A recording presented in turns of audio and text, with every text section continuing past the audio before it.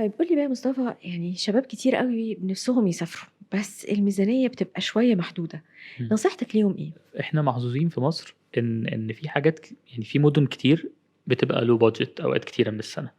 السفر مش إن أنت قاعد في مكان luxury، مش إن أنت مسافر مع مين. أنا من رأيي الانبساط، انبساط في أي حتة. يعني ممكن أكون مسافر بهدف إن أنا أفصل وانبسط بإن أنا أقعد أشرب قهوة قدام البحر. آه.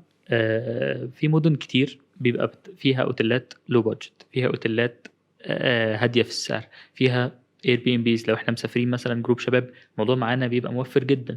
لمّا بتمن الroom night في أوتيل 5 stars ممكن نقعد 5 في Airbnb.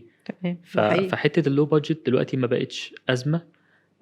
وليها أكتر من حل، سواء إحنا عدد شباب كبير، سواء إحنا عيلة، سواء ده حقيقي. إحنا يعني مسافرين مع بعض وخلاص نتبسط. بس هي النقطة كلّها إن أنا أختار التوقيت الصح، آه. التوقيت اللي أعرف أجيب فيه offer كويس، إمم. وأكون طالع وأنا فعلًا عايز أتبسط، مش اللي هو طالع أتخانق إن القهوة اتدلقت على مش عارف إيه والكلام ده. فلأ، يعني فعلًا مش مهم أنت مسافر مع مين، هو ومش مهم تسافر عايز بكام. mindset، يعني هو السفر عايز mindset إن أنا رايح أنبسط. بالضبط.